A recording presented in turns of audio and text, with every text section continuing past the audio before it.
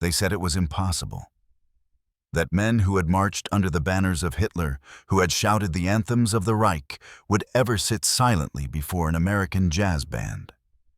Yet in Fort Robinson, Nebraska, 1943, the night air trembled with brass and strings, and the prisoners, German officers and infantry alike, leaned forward in stunned disbelief. A reporter from the Omaha World Herald described it in clipped, astonished lines. Never before had the men of the Wehrmacht been exposed to such rhythms. They did not know whether to laugh, to applaud, or to frown. The words fell between fact and marvel, half testimony, half confession.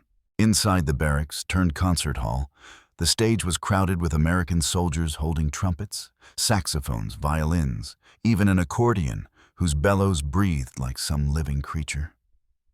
The notes climbed and broke, syncopated, unpredictable, swinging beyond the stiff cadences of European marches.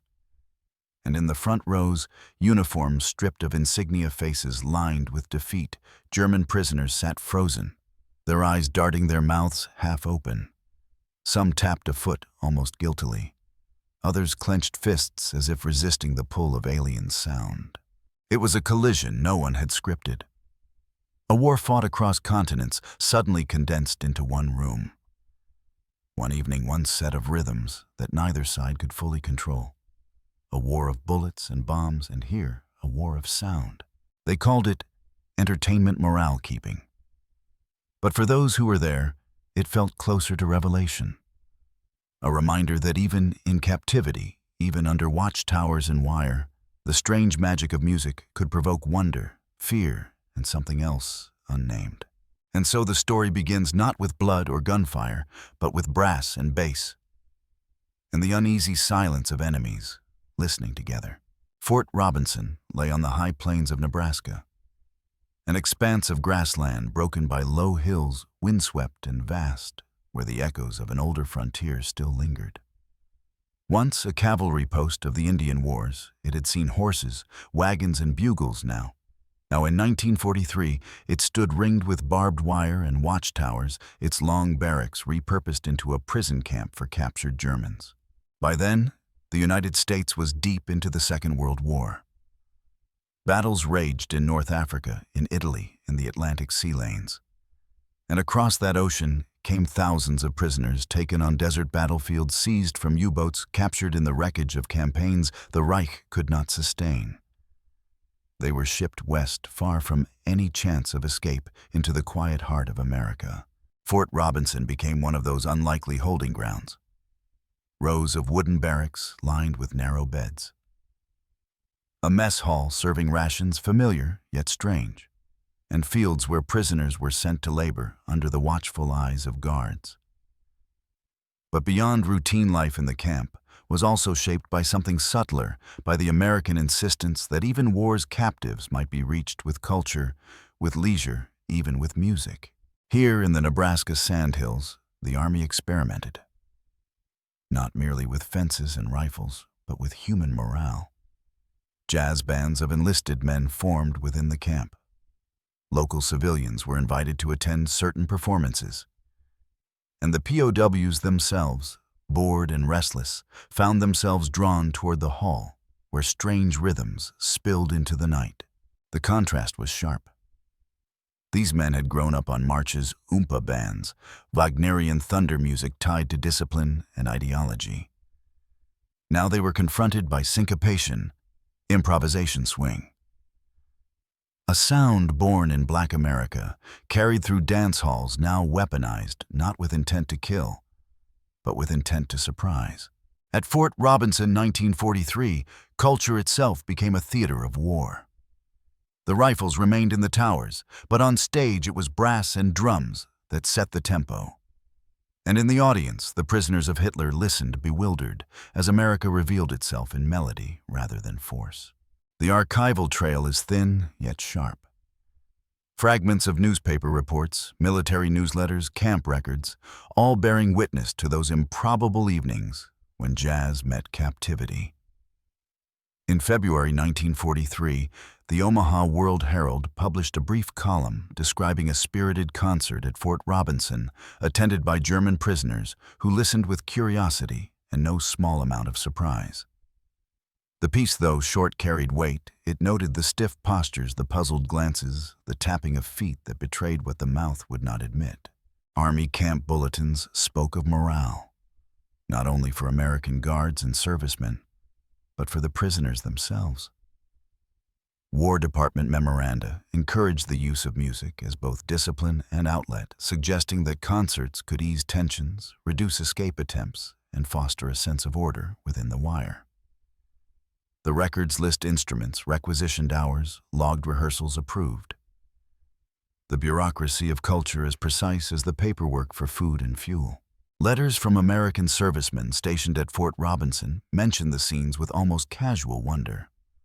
One wrote to his fiancée in Lincoln, "You wouldn't believe it, fellows who only months ago fought under Hitler's flag now sit quiet as church mice when the band starts up. Some even try to clap in time, though they look around as if to make sure no one notices." Another noted the contrast. "The Germans are disciplined, proud, hard to reach. But the saxophone does more than the guard's rifle ever could." Not all reports were lighthearted. Military censors, ever alert, reviewed camp correspondence and occasionally flagged remarks by prisoners themselves. In one intercepted letter, a young POW wrote to his family in Bremen, "They play strange Negro music here with rhythms that unsettle the heart. It is not like home. It is freedom in sound, and it frightens me." The line, preserved in translation, reads like confession, half admiration, half fear. And then there were the photographs, grainy black and white, preserved in archives at the Nebraska State Historical Society. Images of soldiers in pressed uniforms, instruments gleaming, prisoners seated in rows, the air heavy with the tension of an audience unaccustomed to swing.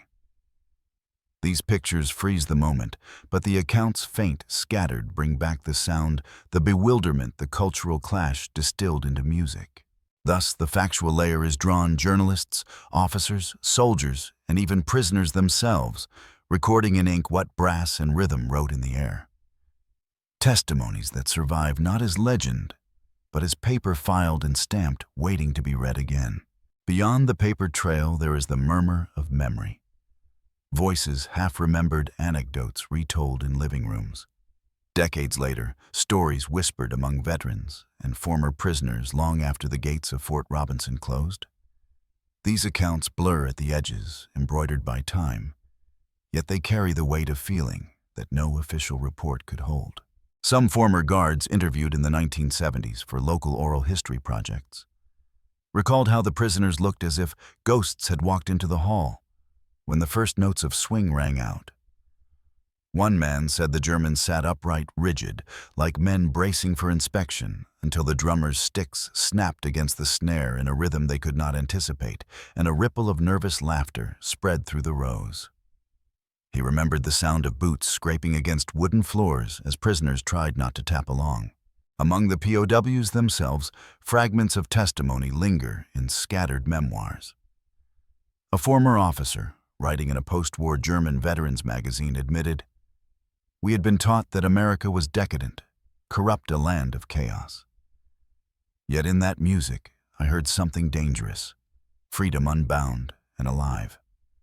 Another recalled a fellow prisoner who secretly tried to imitate the rhythms on a smuggled harmonica at night, the sound carrying faintly through the barracks like forbidden prayer. Local townsfolk, too, spun their own folklore around the concerts. Children who grew up in Crawford, Nebraska, told later how their parents described evenings when the enemy was allowed a taste of American culture, and how rumors spread that some prisoners begged to hear the music again, even volunteering for work details near the concert hall just to catch a few notes. Some claimed that guards themselves whispered wagers. Would the Germans clap? Would they sneer? Would they resist until the very end? There is even a legend, unconfirmed, that one prisoner stood and asked haltingly in English if the band could play a German folk song. And when the musicians instead turned the melody into a swing variation, the entire hall held its breath. Some say the man sat down in silence, some that he laughed, others that he wept. The story changes with every retelling, like a piece of jazz itself improvised, reshaped alive. These tales may never be proven. They hover in the air like echoes of the music that startled, unsettled, and enchanted. But they give the concerts a second life, a life beyond the official record, a mythology of rhythm and captivity of culture clashing not on battlefields, but on stages under the low ceilings of a Nebraska fort. Behind the music was a system, deliberate, structured, almost invisible, yet decisive in shaping the encounter between captor and captive. The United States Army did not simply stumble upon the idea of concerts. It was written into policy, embedded in the logic of how to manage tens of thousands of foreign prisoners scattered across the heartland. By 1943, America held over 400,000 German POWs on its soil. The Geneva Convention required humane treatment, food, shelter, basic dignity. But the War Department went further, turning captivity into an experiment in control through culture. Music was one tool among many. It kept guards occupied, eased tensions, and perhaps most importantly, demonstrated America's self-image to the enemy. At Fort Robinson, the system ran like clockwork. Schedules dictated when prisoners worked in the fields or in camp maintenance, when they ate, when they slept. Into that rhythm, concerts were inserted almost like injections, controlled doses of American sound intended to influence morale. Requests for instruments passed through Army supply channels. Rehearsals were logged, approved, timed. Guards monitored audiences closely, not just for escape attempts, but for reactions: who clapped, who sneered, who seemed affected. The concerts served another purpose as well. They showcased America to itself. Civilians were occasionally invited to attend, sitting only a few rows away from the very men their sons had fought overseas. It was a performance not just for POWs, but for the home front, a way to display both confidence and moral superiority. We can afford to play music for our enemies, the system seemed to declare, because we are secure, because we are right, because our culture is stronger than theirs. Within the POW framework, entertainment was classified alongside libraries, sports, and education. Army directives spoke of re-education, a careful bureaucratic term that meant nudging enemy minds toward democratic values. Jazz was part of that re-education. It was chaotic, yet disciplined, rooted in improvisation, yet bound by harmony. To men trained on rigid marches and nationalist hymns, it represented an alternative world, unfamiliar, even threatening, but undeniably alive. Even resistance to the music was recorded and valued. A prisoner who scowled at swing rhythms was a man still bound to ideology. One who tapped a toe was perhaps already loosening. In this sense, the concerts became diagnostic tools, reading the psyche of captives through sound. The Army watched, noted, filed. Every note played, every reaction observed, fed back into the larger machine of wartime management. And so the system worked quietly beneath the surface. A fortress built not only of wire and wood, but of policies, forms, and rhythms. Jazz, in this context, was never just jazz. It was an instrument of governance, a soft weapon wielded under the guise of entertainment. It was a winter night in 1943, when the hall filled beyond capacity. Guards lined the walls, their rifles idle, but their eyes sharp. Rows of German POWs sat in stiff formation uniforms, stripped of insignia, yet still carrying the weight of the Reich on their shoulders. The air was cold, dry, but inside the hall, it thickened with anticipation as the band assembled on stage. The first notes cracked like lightning drums, rattling brass, exploding a saxophone winding high into the rafters. The prisoners jolted, some flinching, as though the sound itself were a shot. Others froze, caught between contempt and curiosity. A wave of rhythm surged forward, alien and relentless syncopated beats, clashing against their ingrained sense of order. Then came the moment no one expected. The band struck up a swing arrangement of "Over There," the anthem of American war fervor from the previous generation. but it was no stiff march. This was swagger improvisation, the melody bent and broken into something playful, defiant. The guards grinned. The POWs shifted uneasily. Some muttered under their breath. Yet somewhere deep in the rows, a foot tapped. Then another. The sound of boots scraping against wood grew audible accidental percussion to an unwilling orchestra of captives. Whispers rippled through the hall. Was this weakness betrayal or simply instinct?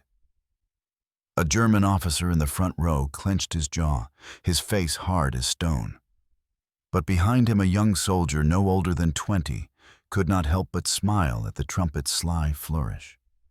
For a heartbeat, the hall seemed to split in two, the discipline of empire against the seduction of rhythm. And then the climax.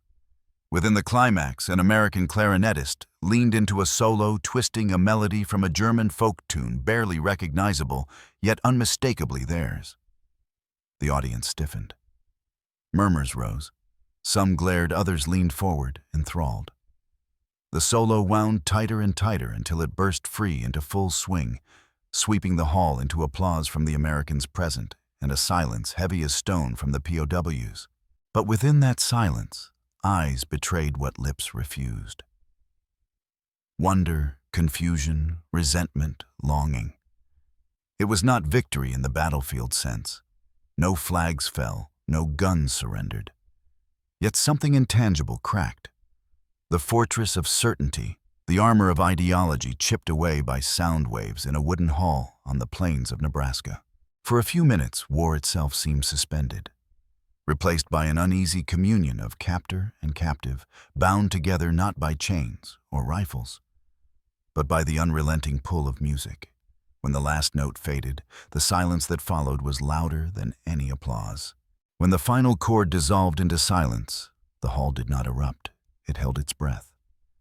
Guards exchanged glances, waiting for something to happen. But the German prisoners simply sat in stillness, as if the music had pinned them there. Then slowly, men rose, filing out beneath the watch of rifles, their faces unreadable. To outsiders, it may have seemed nothing at all. Yet those who were there swore something had shifted. In the following days, camp life resumed roll call rations, work details, but whispers lingered. Some guards claimed they saw POWs humming fragments of the melodies under their breath while working in the fields. Others insisted the Germans avoided even mentioning the concerts, as though naming the sound would give it more power. Among the prisoners' reactions, some dismissed the jazz as chaos unworthy of discipline. Others silently felt its pulse replaying in their heads long after the instruments had gone quiet. The American command noticed too. Reports noted a decrease in disciplinary issues following concerts. Prisoners seemed calmer, less prone to defiance. Camp officials quietly marked the experiment a success, not because they believed they had converted their captives, but because the system of morale had proven effective. Jazz had become not only entertainment, but a form of governance, a subtle pressure reshaping the captive experience. Decades later, when survivors spoke, the memory had hardened into symbol. For former POWs, the concerts became stories told in fragments. We sat in Nebraska, in the heart of our enemy's land, and they played music we had never known. It was freedom frightening and intoxicating. Some recounted it with bitterness, others with awe, many with silence that spoke louder than words. For the Americans who witnessed it, the concerts were remembered as proof of something larger, that the war could be fought not only with weapons, but with culture, and that even enemies could be unsettled, perhaps even changed by rhythm alone. And so the aftermath stretched beyond Fort Robinson. Jazz concerts for POWs became part of a broader American practice, replicated in camps across the nation, woven into the strategy of psychological influence. But Fort Robinson's stories linger because of their setting, because of the contrast between the remote Nebraska plains and the global war that pulsed in every note. The wire fences would one day come down. The barracks emptied, the camp reduced to memory. Yet the echo of trumpets and saxophones, the clash of German silence against American swing survived in the archives and in the folklore of those who remembered. It remains a testament to a paradox that in the middle of humanity's most destructive war, amid captivity and defeat, music still intruded, irrepressible, bewildering, alive. The concert halls of Fort Robinson are silent now. The wooden walls have weathered, the barracks stand as relics, and the prisoners who once sat transfixed by swing have long since passed into history.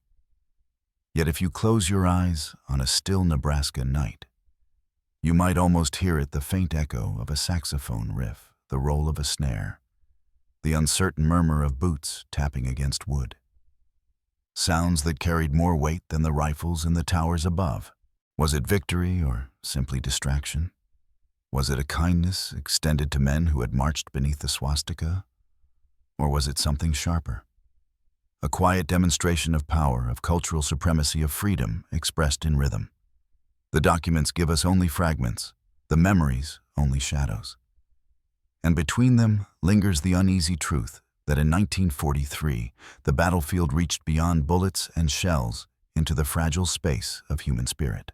For the men who lived it, that night became both a wound and a revelation. Some would never speak of it again, as if silence could bury the dissonance. Others would confess years later that the sound of jazz had unsettled them more deeply than they dared admit. In that tension lies the haunting core of the story, not what the music was, but what it revealed. And so we are left with a question. If freedom can be heard in a single note, if power can be carried not by a weapon, but by a trumpet's cry, what else hidden in the fabric of culture might break the walls we build around ourselves? You have just heard another file in the secret archive of war. If you wish to keep uncovering the things prisoners, generals, and the wartime machine itself never fully revealed, subscribe now. Do not miss what comes next.